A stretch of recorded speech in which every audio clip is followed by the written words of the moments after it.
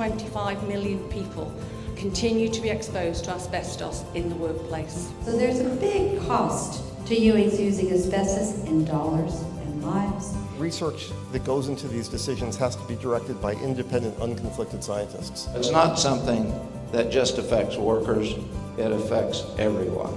Saving one life is great, but saving many more is what I hope to accomplish. Making a profit off of people's pain and lives is wrong.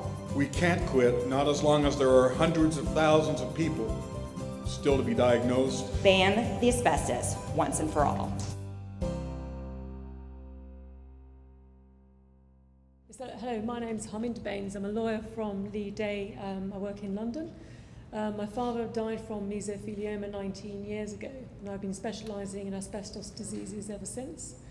I want to firstly say asbestos has been banned in the UK, and we fully support Linda's Alan Reinstein bill. Basically, although it's been banned in the UK, there are so many people who are still today being exposed to asbestos. And I wanted to show you 3 cases. Yes, I wanted to basically concentrate and just very quickly run through 3 cases in which I've been involved in to show the strategies of the asbestos industry. Firstly, the spy case of Rob Moore, as most of you know, the anti-asbestos campaigners. The second will be to show how the asbestos industry is trying to destroy documents. The third one is to show how the asbestos industry intimidates experts. So the spy case, as most of you are aware, Rob Moore actually came to this conference, I think it was about 8 years ago.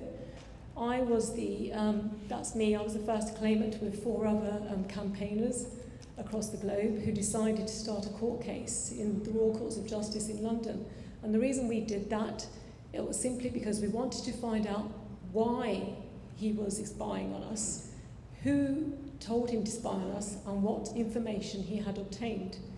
And we obtained over 300,000 documents, and we discovered that he had in fact been requested by the Kazakhstan asbestos and Russian industry to spy on anti-asbestos campaigners, because he wanted to find out what strategies we had to work on where we wanted to ban asbestos and how we were being funded, and also why we were saying asbestos was dangerous. It was extraordinary. But the main thing, I don't want to go through the whole case. What happened was we discovered that K2, which is a corporate intelligence agency, it has offices all around the world. It also has offices in New York and Los Angeles. It's legal. I mean, basically, it hired him to use, he used to basically record conversations secretly. He used his phone, he also had a microphone, and he recorded and then would send typed transcripts onto somebody at K2 who would then forward it onto the Kazakhstan Russian asbestos industry. So I really do implore everyone to try and tell everyone in the US that these corporate intelligence agencies should be looked into. It's a criminal act. You're not allowed to spy on people. It's illegal. So what I want to say to everyone is, don't be intimidated. If this happens to you, speak to somebody. We all discovered, and it's knowing why this has been done, who it's been done by. Just knowing the identity is so useful.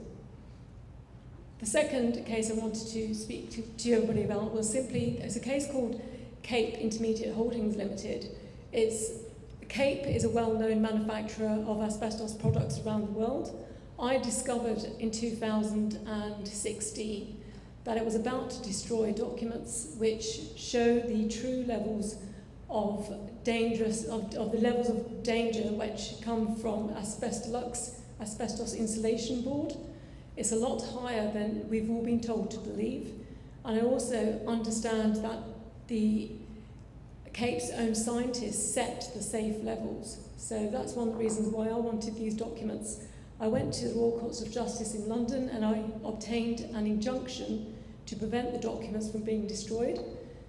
The judge in the High Court and in the Court of Appeal allowed the Asbestos Victims Forum, who I acted for, to have the documents, but CAPE have appealed and it's gone to the Supreme Court and we're now awaiting the judgment.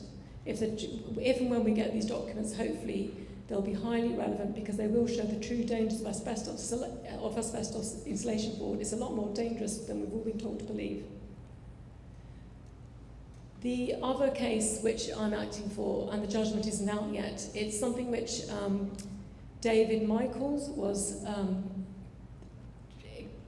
talking about. It's the intimidation of experts and the science, which is, well, wrong science, pretend fake science, which is being used by the asbestos industry. I'm acting on behalf of an expert who was intimidated, and also the fake professor paid by the asbestos industry has tried to shut him down, literally, stop him from doing medical reports which show that chrysotile white asbestos cement is dangerous.